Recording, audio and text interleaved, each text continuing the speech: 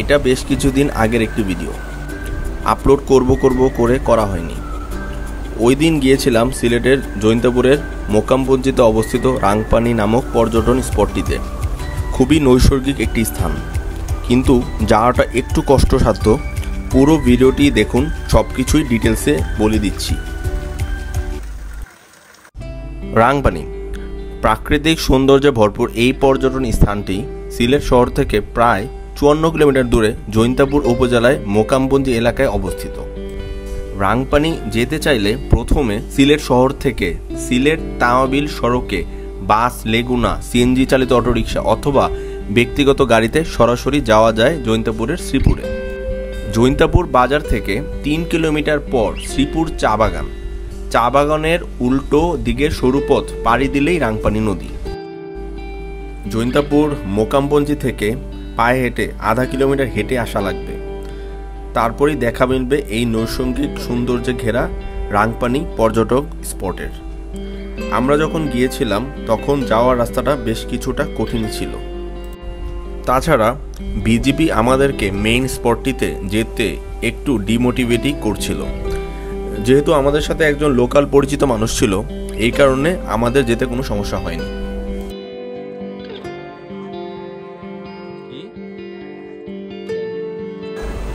এই হচ্ছে রাংপানির main spot. কি অপূর্ব একটি দৃশ্য। শ্রীপুরের সীমান্তবর্তী নদী রাংপানির অবস্থান।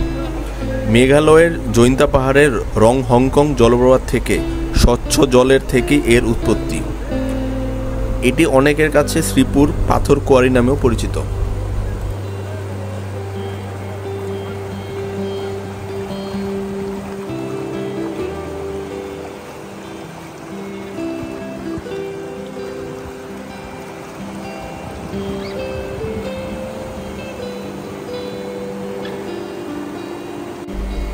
আমরা কিন্তু ভরা বর্ষায় গিয়েছিলাম। বর্ষাকালে গেলেই এরকম পানির দেখা মিলবে। অনেক দিন টানা বৃষ্টি না হলে এই জায়গাগুলো শুষ্ক হয়ে যায়।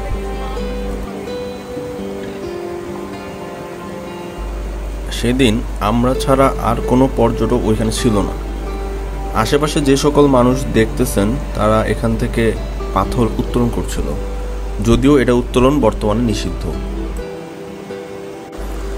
আমার জাফলং, ভোলাগঞ্জ, বিছানাকান্দি সবগুলো জায়গায় কয়েকবার ঘোরা হয়েছে।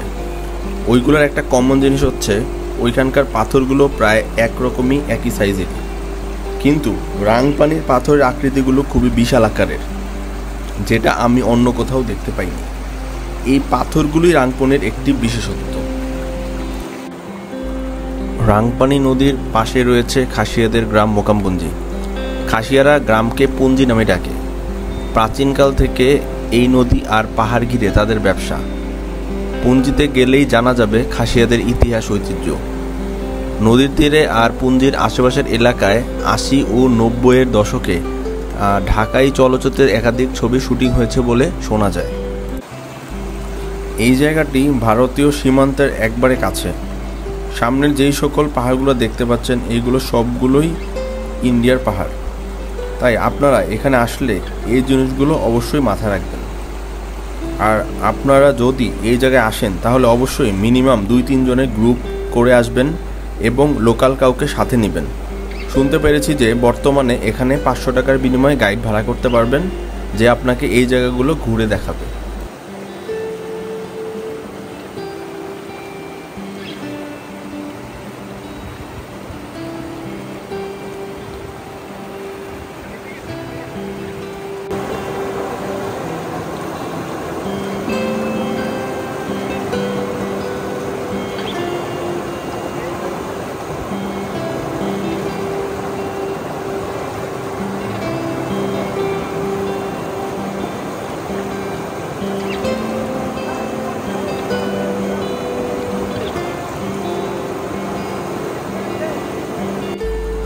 রাংপানিতে কাটানো পুরোটা সময়ই আমি খুবই উপভোগ করছিলাম। মেঘালয় থেকে বয়ে আসা রাংপানির পানির শব্দ আপনাকে মুগ্ধ করতে বাধ্য। যেহেতু খুবই কম সংখ্যক পর্যটকের এখানে আসা পড়ে, তাই আশেপাশটা খুবই পরিষ্কার পরিচ্ছন্ন ছিল।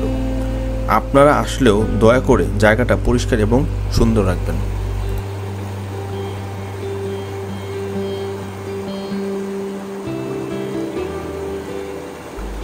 যেটা সবচেয়ে চিন্তার বিষয় দেখতে পেয়েছিলাম, এখানে প্রকাশ্যে মানুষজন পাথর উঠাচ্ছিল। আমরা এই দৃশ্যটি যখন ভিডিও করতে চাই, বিজিবি আমাদের উল্টো ভিডিও করতে নিষেধ করে। বিজিবির সামনে দিয়েই এভাবে তারা পাথর উত্তোলন করছিল। জায়গাটির বিদ্যমান সৌন্দর্য ধরে রাখার জন্য অবশ্যই পাথর উত্তোলন সীমিত করতে হবে।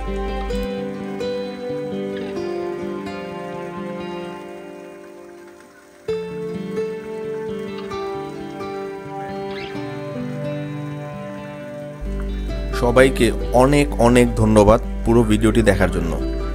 ভিডিওটি ভালো লাগলে সাবস্ক্রাইব করে সাপোর্ট করবেন। আল্লাহ হাফেজ সবাইকে মঈনস ট্রাভেল টেলস চ্যানেলটি থেকে।